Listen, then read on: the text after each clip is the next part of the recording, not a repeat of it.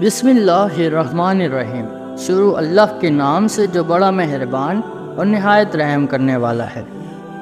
پیارے دوستو، ایک ایسی قوم جس پر اللہ تبارک و تعالیٰ نے اپنا دردناک عذاب نازل فرمایا اور اس قوم کے تمام لوگوں کو بندر بنا دیا۔ اس قوم کے لوگ کون سا ایسا گناہ کرتے تھے جس کی وجہ سے اللہ تبارک و تعالیٰ نے ان پر دردناک عذاب نازل فرمایا، اور یہ لوگ بندر بننے کے بعد کتنی دیر زندہ رہے اور فرعون کو کس قدر دردناک موت آئی۔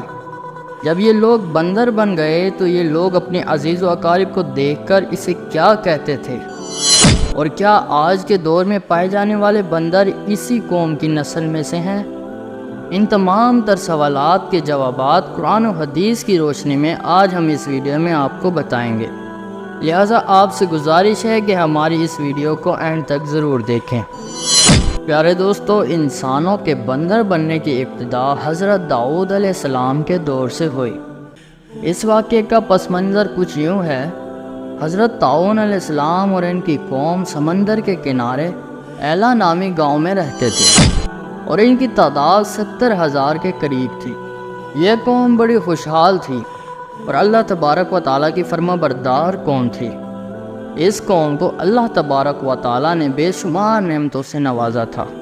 ہر طرف سرسبز و شاداب باغات اور ہر طرف ہریالی ہی ہریالی تھی، اور اللہ تبارک و تعالیٰ کی بے پناہ کرم نوازی تھی۔ یہ لوگ اپنی اس زندگی میں بہت ہی خوش تھے۔ حضرت داؤد علیہ السلام کی قوم چونکہ سمندر کے کنارے رہتی تھی، تو اللہ تبارک و تعالیٰ نے ان پر یہ خاص کرم کر رکھا تھا کہ سمندر کے اس کنارے پر بے پناہ مچھلیاں آتی تھیں۔ ان کا یہ لوگ کاروبار کرتے تھے اور بہت ہی خوشحالی والی زندگی گزارتے تھے۔ یہ قوم اللہ تبارک و تعالیٰ کی نعمتوں کی وجہ سے خوشحال ہو گئی تو اللہ تبارک و تعالیٰ کی نافرمانی پر اتر آئی اور اس طرح کے گناہوں کے اندر مبتلا ہو گئی، اور پھر ایک دن اللہ تبارک و تعالیٰ نے اس قوم کا امتحان لینے کا ارادہ کیا۔ حضرت داؤد علیہ السلام کو وحی بھیجی تھی کہ اپنی قوم سے کہہ دیں کہ وہ سنیچر کے دن مچھلی کا شکار کرنا بند کر دیں۔ اس طرح اللہ تبارک و تعالیٰ نے حضرت داؤد علیہ السلام کی قوم پر ہفتے والے دن مچھلیوں کا شکار کرنا حرام قرار دے دیا تھا، اور پھر یہاں سے اس قوم کی بربادی شروع ہو گئی۔ حضرت داؤد علیہ السلام نے اپنی قوم کو بتایا کہ اللہ تبارک و تعالیٰ نے ہفتے والے دن مچھلیوں کے شکار کو حرام قرار دے دیا ہے، تو وہ لوگ بہت ہی زیادہ پریشان ہو گئے اور ساری کی ساری قوم سر جوڑ کر بیٹھ گئی، کیونکہ ہفتے کے دن ہی وہ دن تھا جس میں مچھلیاں وافر مقدار میں آتی تھی اور خود بخود کنارے پر آ جاتی تھی، اور باقی دن ایسے تھے کہ بہت ہی کم اور نہ ہونے کے برابر مچھلیاں پکڑی جاتی تھی۔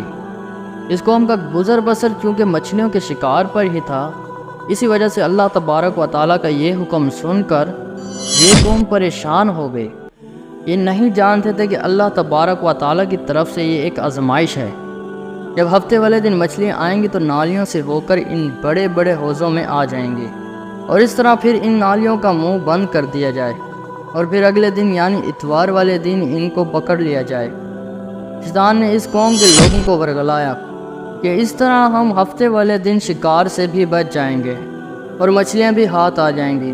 بہت سے لوگوں کو یہ ہلا بازی اچھی لگی اور انہوں نے ایسا کرنا شروع کر دیا، اور سمندر سے چھوٹی چھوٹی نالیاں نکال کر بڑے بڑے حوضوں میں ڈال دیں، جس کے ذریعے وافر مقدار میں مچھلیاں ان حوضوں میں داخل ہوتی جاتی۔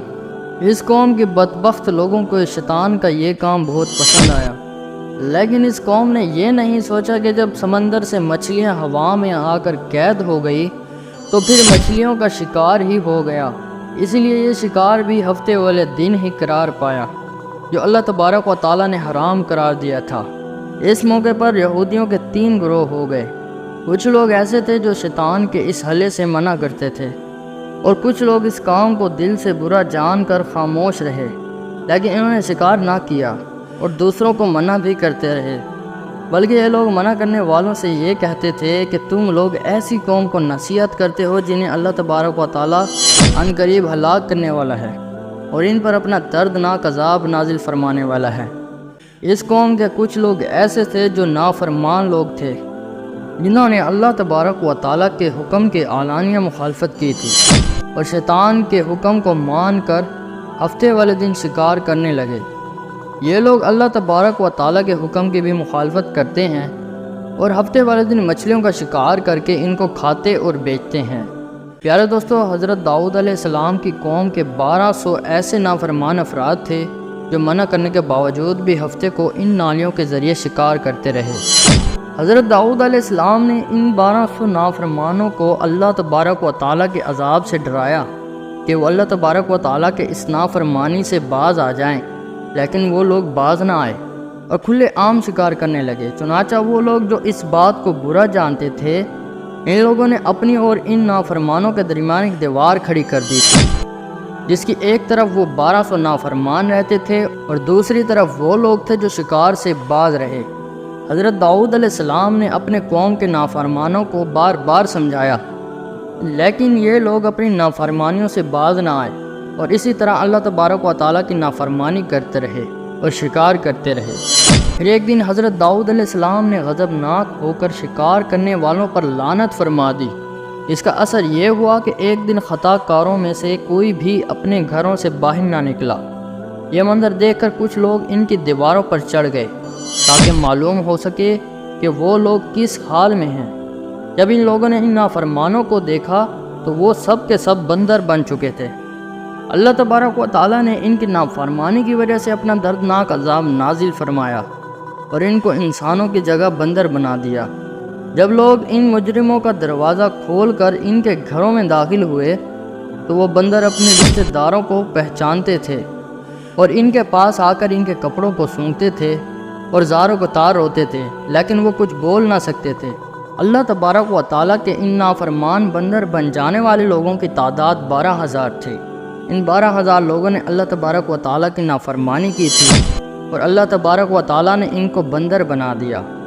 جس طرح اللہ تبارک و تعالیٰ سورۃ بقرہ میں ارشاد فرماتا ہے، اور بے شک ضرور تمہیں معلوم ہے تم میں کہ وہ جنہوں نے ہفتے میں سرکشی کی، ہم نے ان سے فرمایا کہ ہو جاؤ بندر دھتکارے ہوئے۔ اسی طرح حضرت داؤد علیہ السلام کی قوم کے 12,000 نافرمان بندر بن گئے۔ یہ لوگ 3 دن تک زندہ رہے تھے اور اس دوران یہ کچھ نہ کھا سکتے تھے اور نہ ہی پی سکتے تھے، اور 3 دن کے اندر سب کے سب مارے گئے۔ اور وہ لوگ جو ان نافرمانیوں کو اللہ تبارک و تعالیٰ کے اس نافرمانی سے منع کرتے تھے، اللہ تبارک و تعالیٰ نے ان کو اس عذاب سے سلامت رکھا، اور وہ لوگ جو اس شکار کو برا جان کر خاموش رہتے تھے، اللہ تبارک و تعالیٰ نے ان کی بھی اس عذاب سے سلامت رکھی۔ پیارے دوستو، اب بات کرتے ہیں کہ آج کے دور کے بندروں میں سے کیا کوئی بندر ان کی نسل میں سے بھی موجود ہے، یا آج کے دور میں پائے جانے والے بندر انہی بندروں کی نسل میں سے ہیں؟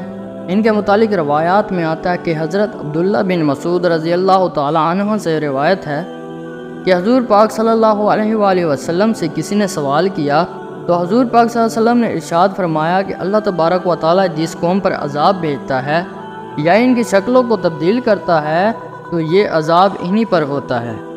پیارے دوستو، اگر ویڈیو پسند آئی ہو تو لائک، سبسکرائب اور شیئر ضرور کریں۔